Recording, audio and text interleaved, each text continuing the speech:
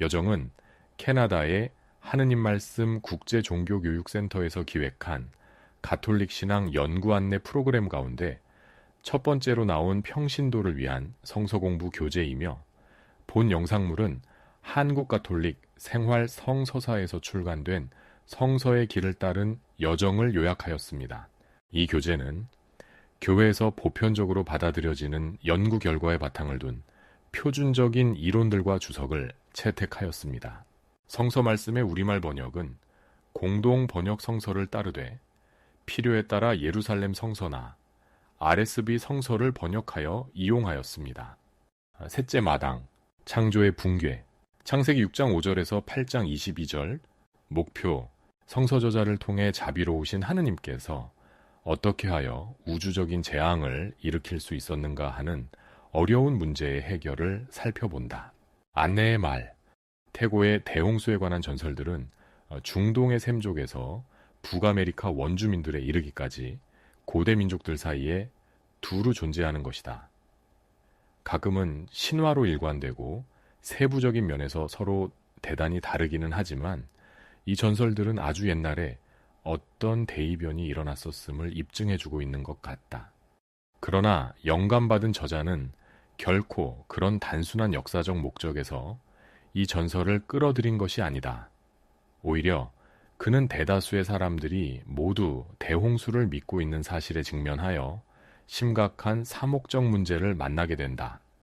그는 하느님께서 죄인들을 멸하지 않으신다고 꾸준히 주장해왔고, 그리고 진실로 그렇게 믿고 있었다. 인간 쪽에서 가혹하고 욕설적인 행동을 드러낼 때라도 하느님은 한결같이 사랑과 자비로 충만해 계신다.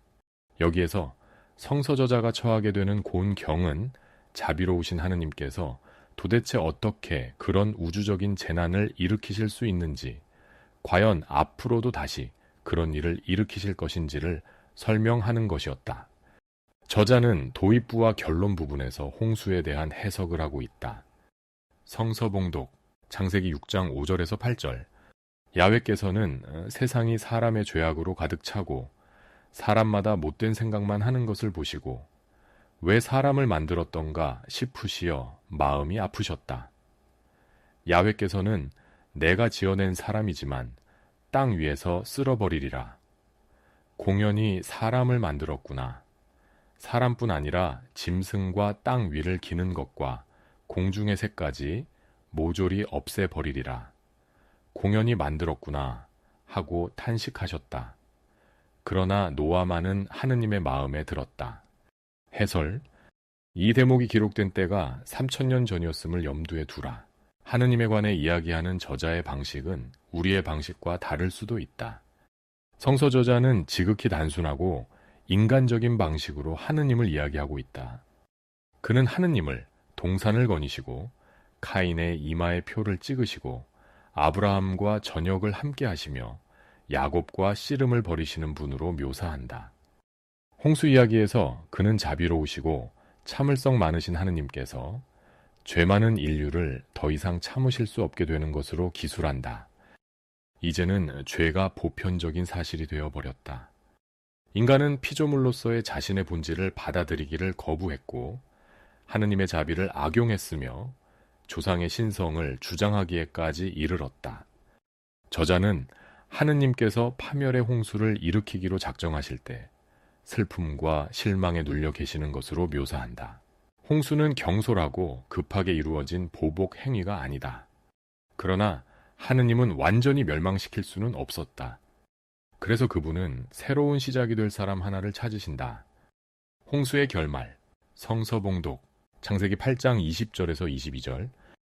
노아는 야훼 앞에 제단을 쌓고 모든 정한 들짐승과 정한 새 가운데서 번제물을 골라 그 제단 위에 바쳤다. 야훼께서 그 향긋한 냄새를 맡으시고 속으로 다짐하셨다. 사람은 어려서부터 악한 마음을 품게 마련, 다시는 사람 때문에 땅을 저주하지 않으리라.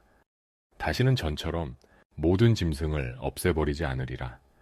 땅이 있는 한, 부리는 때와 거두는 때, 추위와 더위, 여름과 겨울, 밤과 낮이 쉬지 않고 오리라. 해설, 홍수가 끝나자 하느님께서는 다시는 인간의 죄 때문에 그런 재앙을 내리지 않기로 작정하신다. 그분은 죄에도 불구하고 인류에게 계절과 안정을 주기로 약속하신다. 하느님께서는 홍수를 일으키실 만한 충분한 이유가 있어도 앞으로 다시는 그런 일을 행하시지 않을 것이다. 하느님을 지극히 인간적으로 이야기하는 자기 방식에 따라 성서저자는 하느님께서 처음에는 사람을 만드셨던 일을 후회하셨고 다음에는 그토록 엄청난 파멸을 내리신 데 대해 후회하시면서 다시는 그런 일을 행하시지 않기로 약속하시는 것으로 묘사한다. 마치 저자는 하느님께서 인류의 죄 많은 상황에 대처하는 방법을 아셨고 따라서 이제는 될 수 있는 대로 그것을 이용하기로 작정하신 것으로 말하고 있는 것 같다. 잠깐 생각해 봅시다. 노아의 홍수 이야기에서 우리는 하느님께서 심판을 내리시고 이에 대해서 후회하심을 대하게 된다. 창조 설화에서의 하느님은 완전 무결하게 우주 만물을 창조하신 전능하신 하느님이셨다. 그런데 그런 하느님께서 후회를 하시는 것이다. 그렇다면 그분은 실수로 심판을 범하였다는 말일까? 전능하신 분의 이런 태도는 쉽게 납득이 가지 않을 수도 있다. 그러나 성서 본문을 보면 완고한 인간이 바로 하느님으로 하여금 심판을 내리지 않으면 안 되게까지 만든 것임을 알 수 있다.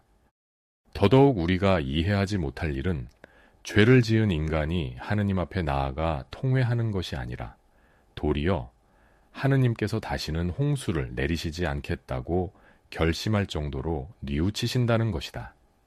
이처럼 하느님께서 인간에 대한 끊을 수 없는 연민과 자비로 가득 찬 분이시라는 사실은 심판을 통해서도 변함없이 드러난다. 이 세계가 죄악에도 불구하고 오늘까지 보존되는 것도 하느님의 이 자비 덕분이다. 우리는 하느님께 죄를 범할 때마다 이런 하느님의 심중을 헤아리며 통회하고 다시는 죄에 떨어지지 않으려는 결의에 찬 결심을 세움으로써 그분의 자비에 보답해야 할 것이다. 또한 노아의 방주와 그의 식구들은 바로 오늘날 하느님의 백성들인 우리들이다. 이를 명확히 깨닫는다면 인류 구원을 위해 선택받은 하느님 계획의 도구로서 사명의식을 갖게 될 것이다. 다음 영상물에서 계속 이어집니다. 구독 신청으로 함께 해주세요.